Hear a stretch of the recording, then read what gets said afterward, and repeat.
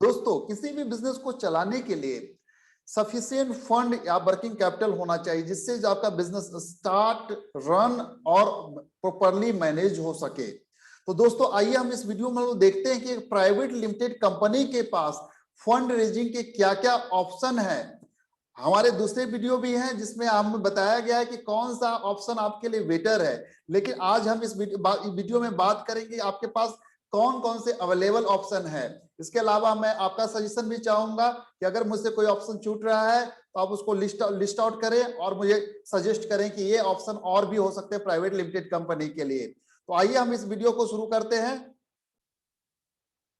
दोस्तों सबसे पहले हम समझते हैं प्राइवेट लिमिटेड कंपनी क्या होता है, और प्राइवेट लिमिटेड कंपनी के अंदर जो हम लीगल सेक्शन जो है हमारा, इसका डिफिनेशन जो है आप उसके अंदर हम देखते हैं कि फंड रेजिंग के क्या क्या स्कोप हैं।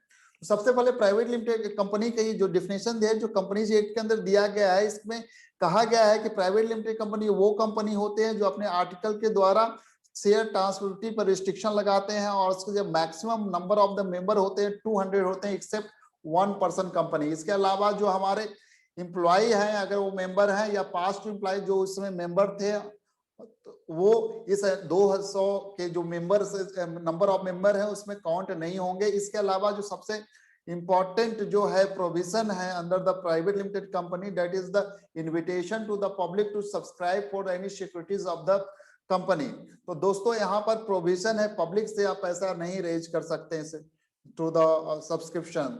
तो आइए हम लोग देखते हैं कि इस जो डिफिनेशन है, डिफिनेशन के अंदर क्या क्या स्कोप हो सकता है for the raising of the capital. सबसे पहला कि मैक्सिमम जो आपका मेंबर जो होंगे इसमें 200 होंगे, तो आपको जो शेयर होल्डर होंगे आपके वो 200 तक ही मैक्सिमम जाएंगे। तो आप शेयर कैपिटल जब भी रेज कर रहे हो तो आप मैक्सिमम 200 तक जा सकते हो यहाँ पे।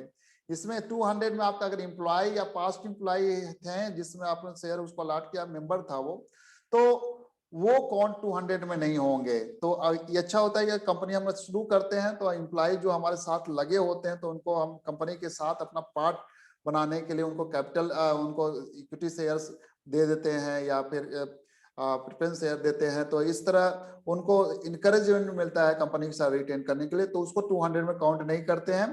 तो और इसके अलावा private company can not raise fund from the public. ये सबसे बड़ा यहाँ पर प्रोविजन जो है जो आप देख रहे हैं प्रोविट जो है, तो ये रिस्ट्रिक्शन है, ये रिस्ट्रिक्शन ये प्रोविजन है, that is a provision. And एक यहाँ पर limited source to infuse fund to the run its business, क्या हम पब्लिक या अदर आउटसाइडर के पास हम लोग नहीं जा सकते। तो ये यहाँ पर हमें डिफिनेशन से ये स्कोप हम लोग देख सकते हैं कि फंड रेजिंग के क्या क्या स्कोप हमारे पास निकलते हैं।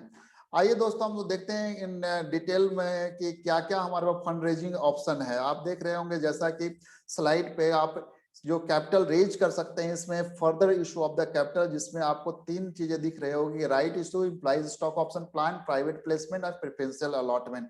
दूसरा लोन एंड डिवेंचर के फॉर्म में कर सकते हैं, loan unsecured loan from director and is relative debenture. इसके अलावा डिपॉजिट कर सकते हैं, इंटर कारपोरेट डिपॉजिट लोन्स ले सकते हैं, एंजल इन्वेस्टर कॉन्सेप्ट को मैंने अलग एक वीडियो भी बनाया है, वेंचर कैपिटल। इसके अलावा जो आपको थोड़ी थोड़ी पॉसिबिलिटी बनती है short term trade payable creditor या कस्टमर एडवांसेस के रूप में आप फंड को ले सकते हो। तो आइए दोस्तों हम लोग देखते हैं कि 1 बाय 1 की क्या क्या हमारे पास ऑप्शन है। इसका लीगल प्रोविजन, हमें इसके बेनिफिट और कंपैरिजन जो है हम लोग दूसरे वीडियो में कवर करेंगे इसको। सबसे आप पहले देखिए further issue of the capital. Further का मतलब जितना कैपिटल है उसके बाद हम इशू कर रहे हैं, ठीक है, फर्दर दैट इज फर्दर। तो सेक्शन 62 जो कंपनीज एक्ट का है वो कहता है कि अगर कभी भी कंपनी जो है कि अगर share capital propose to increase subscribe share capital, in that case by way of the issue of the further shares के रूप में वो कैपिटल रेज कर सकती है। ये फर्दर शेयर्स जो होते हैं 3 तरीके से हम रेज कर सकते हैं। पहले सबसे पहला राइट इशू के फॉर्म में। राइट इशू क्या होता है, तो राइट इशू एक प्रीएम्प्टिव राइट है शेयर होल्डर का। देखिए राइट इशू, राइट किसका बनता है, जो पहले से है उनका राइट बनता है। तो यहाँ पर पहले से जो शेयर होल्डर है सबसे पहले हम शेयर उनको ऑफर करते हैं, आप लेना चाहते हैं सर ले लीजिए आप शेयर, अगर आप नहीं लेना चाहते हैं तब हम बाहर को इशू करेंगे। तो यहाँ पर प्री एम्प्टिव राइट हमको देते हैं एग्जिस्टिंग शेयर होल्डर को, उनको प्रोपोर्शन, जिस प्रोपोर्शन में उनकी शेयर कैपिटल रहती है उस प्रोपोर्शन में हम उनको कहते हैं कि आप इतने प्राइस पे आप शेयर हम पहले आपको ऑफर करते हैं। तो सेक्शन 62(1) ये जो कहता है कंपनीज एक्ट का, उसमें कहता है share shall be offer to the person who at the date of the offer are holder of the equity share of the company in proportion to the share of the each such existing shareholder to the paid up capital of the company on the date of such further issue. A formalized letter of offer need to be issued. उसमें हम एक formalized letter of offer देते हैं जिस offer में लिखा रहता है, उस नोटिस में लिखा रहता है कितने नंबर ऑफ शेयर ऑफर कर रहे हैं हम और कितने प्राइस पे हम कर रहे हैं उसको, और इसमें जो है जो टाइम पीरियड जो इस ऑफर का होता है मिनिमम 15 डेज का होगा और मैक्सिमम 30 डेज का होगा। तो इस पे फ्रॉम द ऑफर अगर ये एक्सेप्ट किया जाता है अगर तो ऑफर हम उनको राइट इशू अलॉट करते हैं, अगर वो ऑफर एक्सेप्ट नहीं करते हैं तो in that case offer decline हो जाता है। तो आर्टिकल में अगर प्रोविजन नहीं है unless the article of the company otherwise provides, तो ऑफर के अंदर ठीक है एक राइट होता है उनका, एक और राइट होता है कि अगर वो नहीं से लेना चाहते हैं फर्दर राइट इशू में तो वो रिनाउंस कर सकते हैं in favour of the others, so that अगर रिनाउंस कर देते हैं तो फिर दूसरा जो पर्सन होता है जिसके फेवर में रिनाउंस करते हैं वो शेयर यहाँ पर अप्लाई कर सकता है। ठीक है।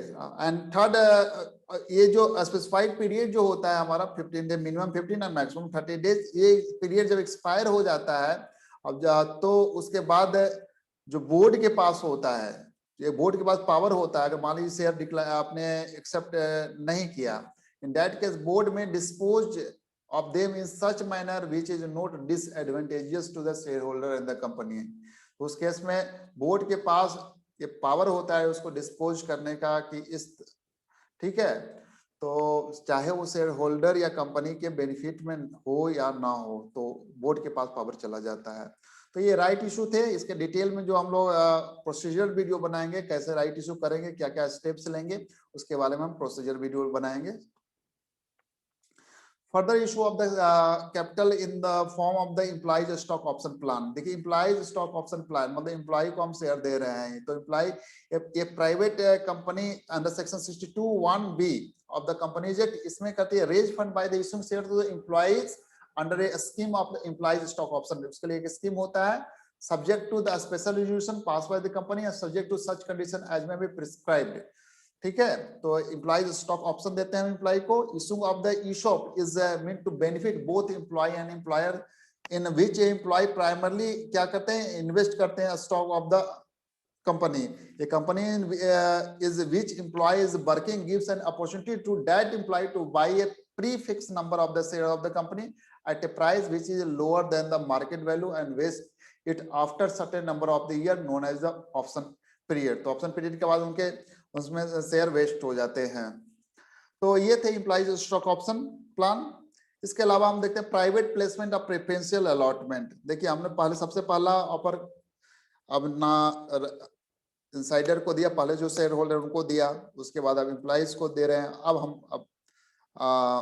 Further issue in the form of the preferential allotment जिसको प्राइवेट प्लेसमेंट भी कहते हैं। तो प्राइवेट प्लेसमेंट करने का मतलब है कि कोई भी ऑफर ऑफ द सिक्योरिटीज और the invitation to the subscribe securities equity और security that convert to equity to a select group of the person। देखिए यहाँ पब्लिक नहीं लिखा हुआ, to a select group of person by a company other than by way of the public offer through issue of the private placement offer letter। ये section 42 of the Companies Act and rule 14 of the company's prospectus and allotment of security rule 2014 में के अंदर इसका legal provision दिए गए हैं। तो offer to subscribe for the security of the company under the private placement can not be made more than 200% in a financial. एक financial में 200% से ज्यादा को हम ऑफर नहीं दे सकते हैं। Special resolution in the meeting of the shareholder company has to be pass before share are issue under the private placement. For detail procedure आपको एक अलग सेपरेट यूट्यूब वीडियो इस पे मिलेगा। अब आइए दोस्तों देखते हैं कि हमारे पास शेयर कैपिटल के अलावा क्या क्या ऑप्शन है। तो इसमें हम लोन एंड डिवेंचर के बारे में आते हैं। लोन देखिए, लोन हम किसे किसे रेज कर सकते हैं। तो लोन हम बैंक से रेज कर सकते हैं, ठीक है, डायरेक्टर या उनके रिलेटिव से रेज कर सकते हैं, या फिर डिवेंचर फॉर्म में कर सकते हैं। तो यहाँ पर सबसे पहला लोन जो है, तो ये जो हम apart from internal funding through issue of the share capital, तो most commonly use form is the borrowing from the bank. तो option is preferred when the fund from promoter are not sufficient. जब promoter के पास fund sufficient नहीं होता तो वो loan लेते हैं। These fund are raise with the cost of the fix interest. उस लोन पर उनको फिक्स इंटरेस्ट देना पड़ता है। At the interval of the pre decided long term period the board decision shall be pass to borrow the sum from any bank. यहाँ पर कुछ और बेनिफिट हैं, जैसे कि आपका इंटरेस्ट यहाँ पे करते हैं तो interest is the fully interest expenses fully deductible है under the income tax act. तो यहाँ पे ये बेनिफिट मिलता है। तो आप कॉस्ट ऑफ द कैपिटल का कंपैरिजन कर सकते हैं, इक्विटी कंपैरिजन टू बोरोइंग, तो उसके बेसिस पर आप डिसीजन ले सकते हैं। दूसरा है unsecured loan from the director and his relative. ये बड़ा अच्छा एक ऑप्शन है कि प्राइवेट लिमिटेड कंपनी डायरेक्टर या उसके रिलेटिव से अनसिक्योर लोन ले सकती है। ये डिपॉजिट के डेफिनेशन में भी नहीं आएगा, सब्जेक्ट टू जो डायरेक्टर है एक डिक्लेरेशन देगा कि वो जो कंपनी में जो लोन दे रहा है वो आउट ऑफ द बोरोइंग तो नहीं है, ठीक है। वो ऐसा नहीं कि वो खुद बोरो करके कंपनी में को बोरोइंग लोन दे रहा है, तो वो अलाउ नहीं है। तो यहाँ पे एक डिक्लेरेशन देता है देगा वो कि not out of the borrowing है। तीसरा है डिवेंचर। तो section 71 of the companies act, a private limited company issue debenture with the option to convert such debenture into the share either wholly or partially at the time of the redemption। तो इस condition के साथ करती है कि उसको convert करेगी equity share में होली और partially, provided that issue of the debenture with an option to convert such debenture into shares shall be approved by the special resolution passed by the shareholder in a duly convened general meeting of the company. Company can issue secure or unsecured debenture. Secure debenture may be issued by a company subject to such terms and conditions as may be prescribed. Further, company cannot issue any kind of debenture carrying any voting rights। तो यहाँ पर उनको इनको पास voting right नहीं होता। तो ये हम लोगों ने देखा लोन एंड डिवेंचर के केस में। अब डिपॉजिट के केस में आते हैं कि एक ऑप्शन और है, प्राइवेट कंपनी में accept deposit from its members after obtaining approval of the members in general meeting through ordinary resolution, subject to जो कंडीशन है उसको फुलफिल करना होता है। क्या क्या कंडीशन है कि no deposit which are repayable on demand shall be accepted और renewed. Second, no deposit which are repayable on notice within a period of 6 months और more than 36 months shall be accepted और renewed. ये तो terms हैं हमारे। ये company में accept deposit repayable earlier than the 6 months but not earlier than 3 months to meet this short-term fund requirement, provided that such deposit doesn't exceed 10% of the paid-up share capital, free reserves, and security premium account of the company. And next, amount of the deposit to be accepted does not exceed 100% of the aggregate of the paid-up share capital, free reserve, and security premium account. इसके अलावा file return of the such accepted deposit with ROC in form DPT 3।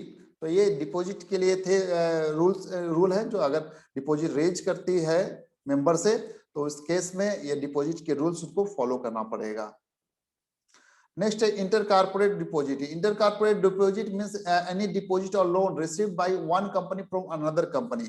तो inter corporate deposit ये deposit के definition में नहीं आता, deposit के excluded category में आता है ये। And therefore, private limited company can accept the loan from any other company, and it would not be considered as a deposit. Section 186 of the Companies Act does not apply to any loan or guarantee given by a company to its wholly owned subsidiary or joint venture company। तो यहाँ पर ये है, एक company दूसरे company को loan दे सकती है, Holi own subsidy parent company Holi own subsidy को दे सकती है। तो इस तरह यहाँ पर आपको फंड रेज यहाँ से थोड़ा सा आसान हो सकता है आपका। दूसरा एंजल इन्वेस्टर, इसके लिए मैं एक सेपरेट वीडियो मैंने बनाया है। तो एंजल इन्वेस्टर इसको कहते हैं angel informal investor, angel founder, private investor और सीड इन्वेस्टर। तो ये वो इंडिविजुअल होते हैं जो कैपिटल प्रोवाइड करते हैं, बिजनेस स्टार्टअप को करते हैं, ठीक है, usually in exchange for convertible डेब्ट और ऑनरशिप इक्विटी, ठीक है। मतलब उसके ऑनरशिप में का हिस्सा लेते हैं वो, या फिर उनको डिवेंचर कन्वर्टेबल डेब्ट मतलब कन्वर्टेबल डिवेंचर के फॉर्म में वो ले लेते हैं कि बाद में वो जाके कन्वर्ट हो जाए इक्विटी, सो दैट उनको ऑनरशिप मिल जाए।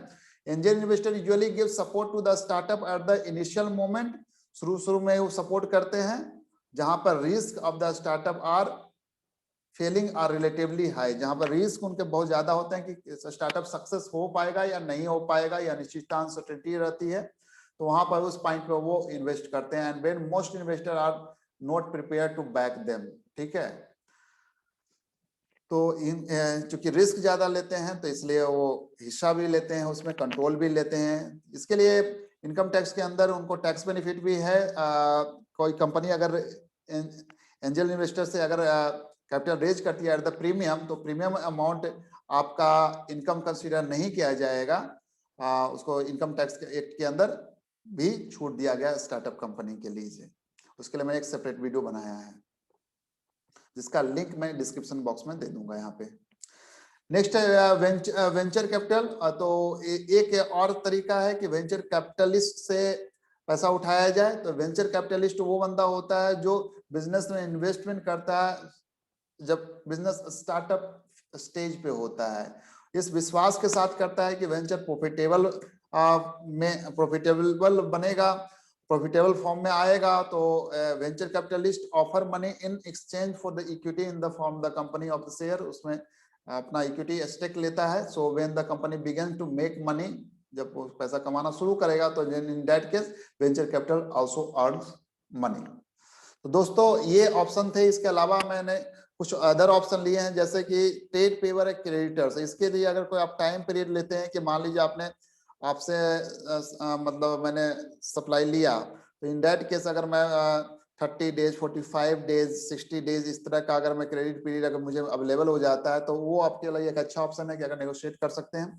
तो इस इन दैट केस आपको थोड़ा सा टाइम मिल जाता है, शॉर्ट टर्म ही मिल जाता है आपको। इसके अलावा कस्टमर एडवांस, बहुत से केस में आपको कस्टमर एडवांस लेते हैं।